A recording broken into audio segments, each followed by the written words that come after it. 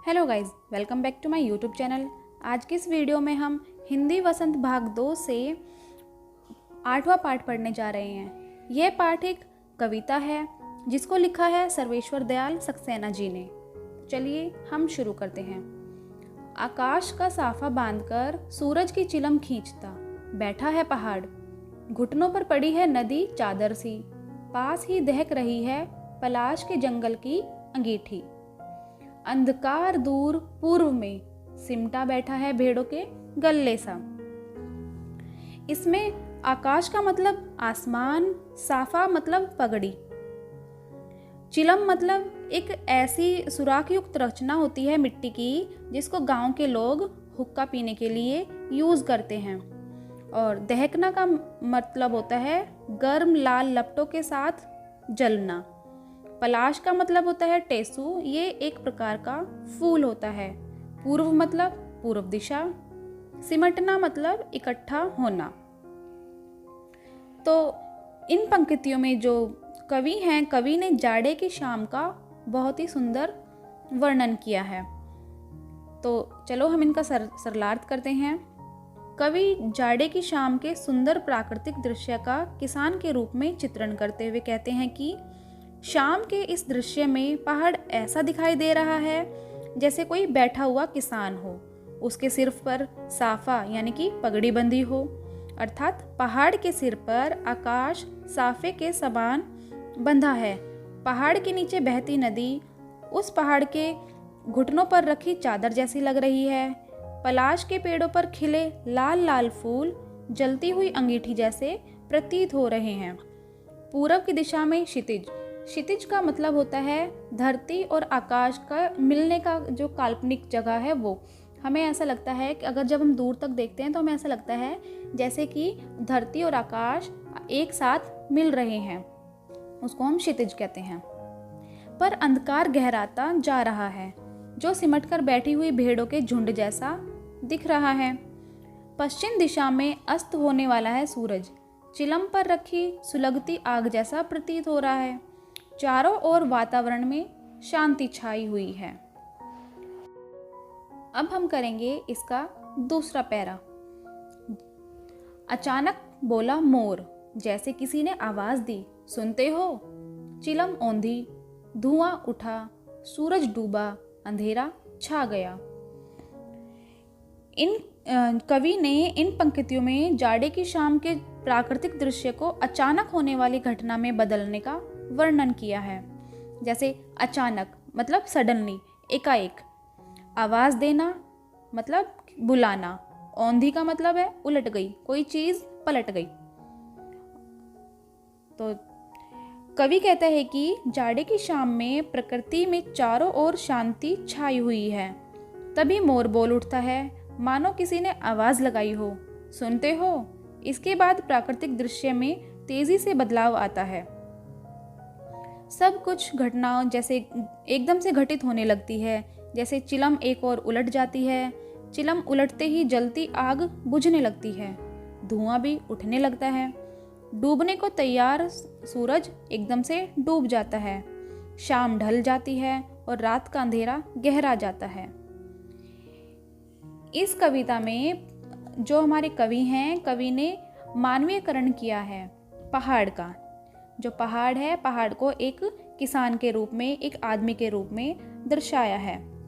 और जो प्राकृतिक दृश्य हैं, जो प्राकृतिक घटनाएं हैं, उनको बदलते हुए दिखाया गया है। अब हम इस पाठ के प्रश्न उत्तर करेंगे। तो चलिए हम अपने प्रश्न उत्तर की तरफ चलते हैं। उम्मीद करती हूँ कि यह पाठ आपको अच्छे से समझ में आया होगा। अब इस पाठ के हम प्रश्न उत्तर करेंगे। इस कविता में शाम के दृश्य को किसान के रूप में दिखाया गया है। यह एक रूपक है। इसे बनाने के लिए 5 एक रूपताओं की जोड़ी बनाई गई है। उन्हें उपमा कहते हैं। पहली एक रूपता आकाश और साफे में दिखाते हुए कविता में आकाश का साफा वाक्यांश आया है। इसी तरह तीसरी एक रूपता नदी और चादर में दिखाई गई है, मानो नदी चादर सी हो। यह एक रूपक है। इसे बनाने के लिए 5 एक रूपताओं की जोड़ी में दिखाए हुए कविता में आकाश का साफा वाक्यांश आया है अब आप दूसरी, चौथी और पांचवी एकरूपताओं को खोजकर लिखिए। तो इसका उत्तर है आकाश का साफा हमारा पहली एकरूपता है। दूसरी एकरूपता है पलाश के जंगल की अंगीठी। तीसरी है नदी चादर सी। चौथा सूरज की चिलम। पांचवी जो एकरूपता है वो है भेड़ों के गले सा अंधकार। हमारा दूसरा प्रश्न है शाम का दृश्य अपनी घर की छत या खिड़की से देखकर बताइए कि हमें शाम कब से कि हमें किस तरीके से दिखाई देती है, शाम कब से शुरू हुई है और तब से लेकर सूरज डूबने में कितना समय लगा, इस बीच आसमान में क्या क्या परिवर्तन आए।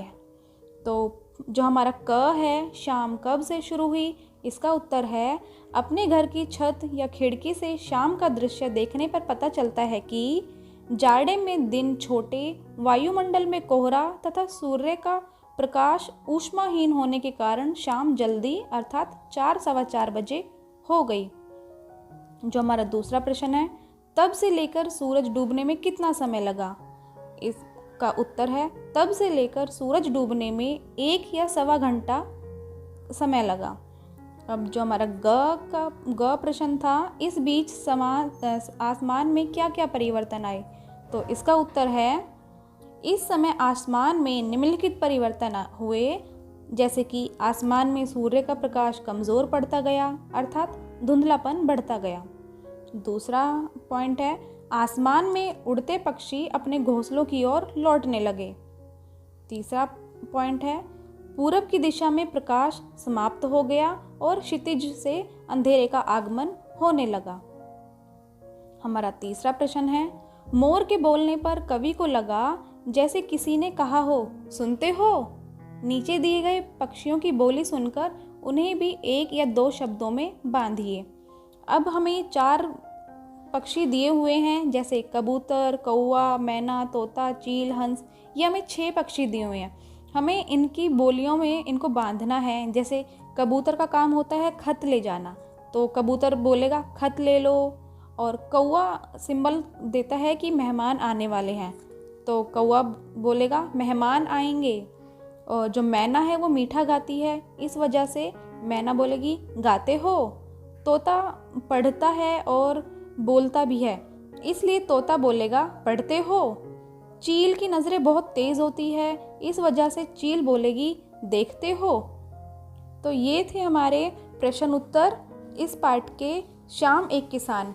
उम्मीद करती हूँ कि आपको ये अच्छे से समझ में आया होगा। अगर आपको ये पाठ अच्छे से समझ में आया हो, इसके प्रश्न उत्तर आपको बिल्कुल सटीक लगे हों, तो आप वीडियो को लाइक कीजिए, कमेंट कीजिए कि आपको कौन से चैप्टर के प्रश्न उत्तर चाहिए। और अगर चैनल पर पहली बार आए हैं तो चैनल को सब्सक्राइब ज़रूर कीजिए और इसे अपने दोस्तों के साथ शेयर कीजिए, ताकि आपके फ्रेंड्स भी ऐसी वीडियो का आनंद उठा सके। धन्यवाद।